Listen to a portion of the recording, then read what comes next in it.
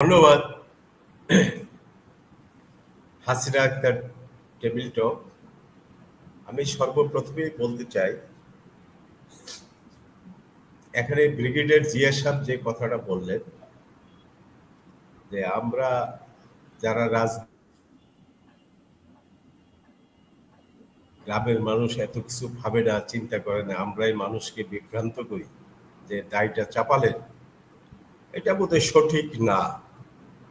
আর আগামীকালকের ব্যাপারে আমি যেটা বলতে চাচ্ছি, আমি আইনের ছাত্র হিসেবে আমি ঢাকা বিশ্ববিদ্যালয় থেকে আইন বিভাগ থেকে পাশ করেছি অনার্স।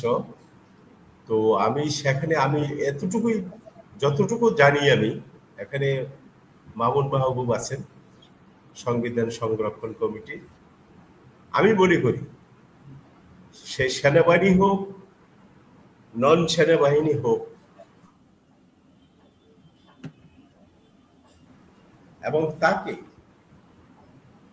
ওই কোর্টে আইনের আওতায় আনতে হবে, সে যেই হোক, সাধারণ মানুষ হোক, সেনাবাহিনীর সেই মেজর জেনারেল হোক, ব্রিগেডিয়ার জেনারেল হোক, যেই হবে, যদি কেউ কোনো ক্রিমিনাল অফেন্সের সঙ্গে জড়িত থাকে তাদেরকে কোর্টে হাজিরা অবশ্যই করতে হবে। এটা আমি যতটুকু বুঝি, এটা মামুন মাহবুব সাহেব আরো ভালো বলতে পারবেন।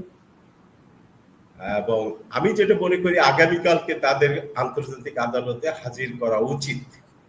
এই জন্য যে এই 25 জন, একজন তো পলাতক হয়েছেন, বিদেশে পাড়ি জমাইছেন, সেটা নিয়ে অনেক প্রশ্ন, কিন্তু আমরা মনে করি তাদেরকে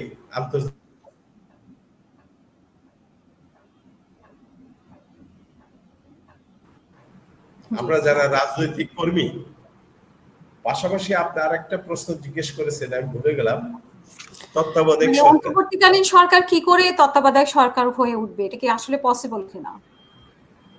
এটা শুনেন, আমরা যে গণ অভ্যুত্থান ঘটিয়ে একটা নতুন বাংলাদেশের স্বপ্ন নিয়ে এগিয়ে যাচ্ছি, আপনারা দেখেছেন অক্লান্ত পরিশ্রম করে আমরা 8.5 মাস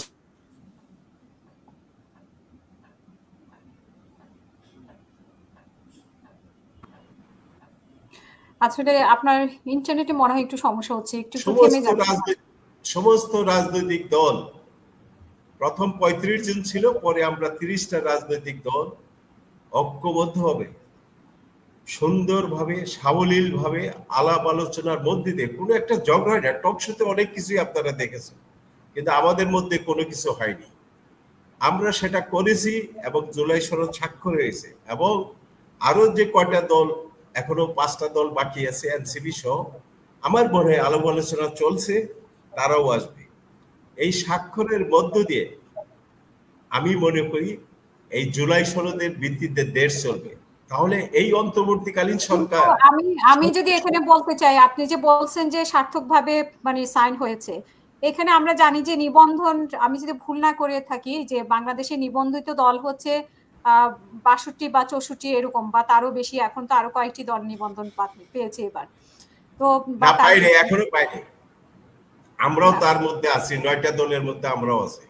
আচ্ছা, সেখানে অর্ধেক যদি মানে সাইন করে, তাহলে আমরা কিভাবে বলবো যে এটা মানে সব দলের অংশগ্রহণে একটা আমি বলি, শোনেন, পার্টি অনেক 148টা দল নিবন্ধনের জন্য আবেদন করেছিল।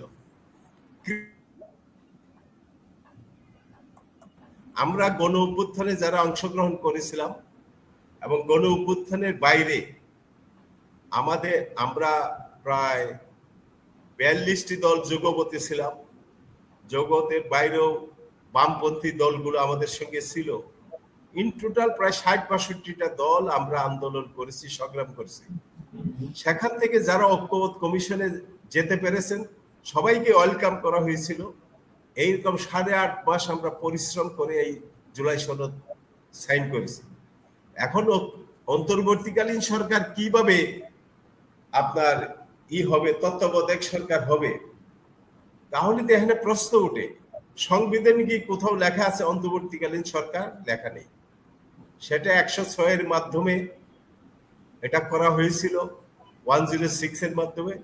এখানে আমরা সুপ্রিম কোর্টের মতামত নিয়ে এই সরকার এখন যদি আবার আমরা তত্ত্বাবধায়ক সরকার গঠন করতে চাই, যেটা জুলাই সনদের মাধ্যমে হয়েছে, আমার কাছে এই জিনিসটা হাতে আছে কিভাবে তত্ত্বাবধায়ক সরকার আসবে, তার কাজ কি হবে, এখানে সম্পূর্ণ সুন্দরভাবে পরিষ্কারভাবে ব্যাখ্যা দেওয়া আছে, কিন্তু এই মুহূর্তে সেই অবস্থা বিরাজমান না। তো কাজেই আমরা মনে করি এই অন্তর্বর্তীকালীন সরকারই তত্ত্বাবধায়ক সরকারের ভূমিকা পালন করবে এবং একটি সুন্দর নির্বাচন দেশে উপহার দিবে। এর বাইরে যদি কেউ কোনো চিন্তা করে সেটা তাদের নিজস্ব।